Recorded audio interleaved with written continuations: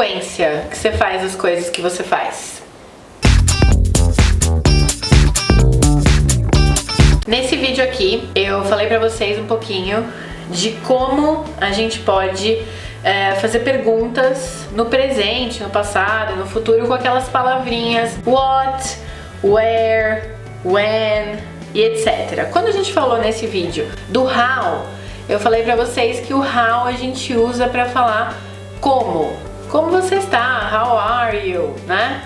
Só que eu também falei que o how tem algumas variações, tem algumas coisas que a gente pode expandir simplesmente de usando ele sozinho. A gente pode colocar depois do how várias coisas e hoje a gente vai falar de como perguntar com que frequência você faz as coisas. E a gente também vai responder essas perguntas. Para eu fazer a pergunta, quão frequentemente você faz alguma coisa, a gente vai estar falando do presente, a gente vai estar usando simple present, a gente vai estar falando de rotina, de hábito, de frequência mesmo das suas ações. É uma coisa que a gente usa todo dia para falar quantas vezes você estuda inglês, quantas vezes você abre o livro de inglês para estudar, quantas vezes você vai na academia e etc. Com que frequência que a gente faz essas coisas. Então a pergunta que a gente vai fazer com o how é o how often. Então, por exemplo, quantas vezes você estuda inglês?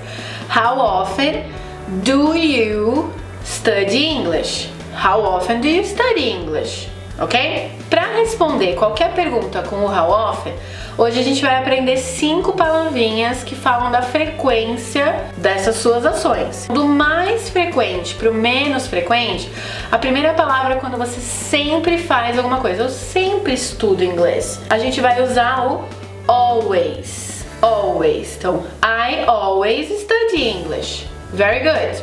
Se você não estudar sempre, mas se estudar frequentemente, assim, com quase todos os dias da sua vida, a gente usa a palavra often. Often. Então, apesar desse T aqui no meio, não é muito comum a gente falar often, então a gente acaba ignorando esse T e a pronúncia é often. I often go to the movies. Eu quase sempre, frequentemente vou no cinema. Se for uma coisa que a frequência não for nem muita e nem zero, a gente usa o sometimes, que é uma palavra que aparece bastante. Música, toda hora tem aí um sometimes, o always também. Mas o sometimes é o às vezes. Então, eu às vezes fico em casa sozinho. I sometimes stay home by myself.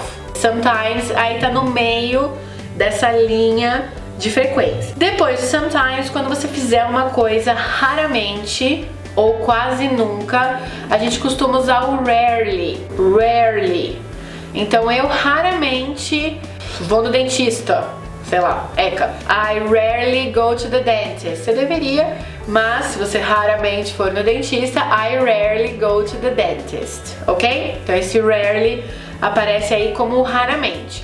E se eu nunca fizer alguma coisa, 0% do meu tempo eu faço alguma coisa, qual que é a palavra para dizer nunca in English? É o never, é o oposto do always. Se o always é sempre, o never é nunca. Então I never watch horror movies. Eu nunca assisto filmes de terror. I never watch horror movies. A gente tá com essas 5 palavrinhas, essa aqui é a sequência do mais pro menos, do always pro never, são as 5 palavrinhas de frequência que a gente tem in English. Você consegue responder as perguntas com how often, para falar da frequência dessas suas ações. Última coisa para você começar a fazer suas frases aí no seu caderninho de estudos é que essas palavras têm uma ordem na frase. Então, como assim?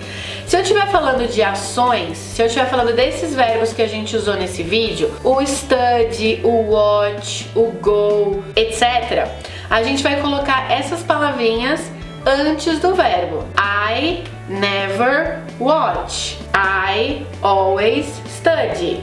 Ok?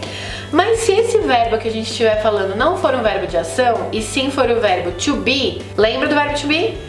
Que é o ser e o estar. Então, eles não são verbos de ação, eles são verbos de estado. Se eu estiver usando na frase para falar de frequência o verbo to be, essas palavrinhas de hoje vão vir depois do to be.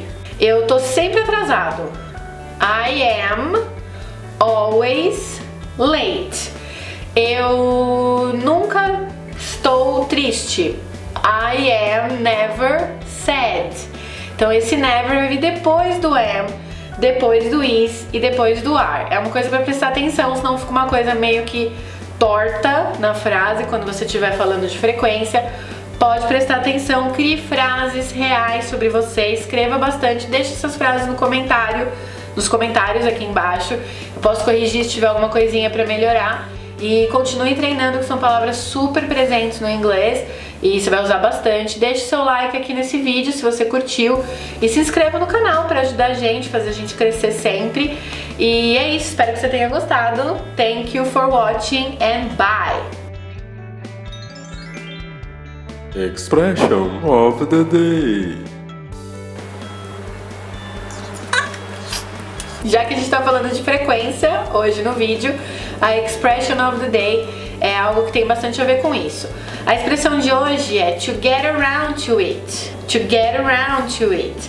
Que é algo como ter tempo para fazer alguma coisa. Então imagina assim que você sempre precisa corrigir provas ou ler um relatório. Você tem que ler um relatório, mas você não tem tempo para chegar e realmente fazer o que você precisa fazer. Você está procrastinando ou você não tem tempo para fazer isso.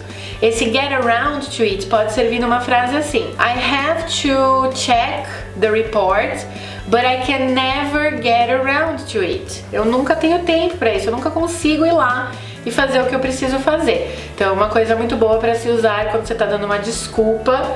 I never get around to it. E muito legal, dá para usar bastante. Capricha aí nas suas frases. And bye! A expression do day. Já que a gente tá falando de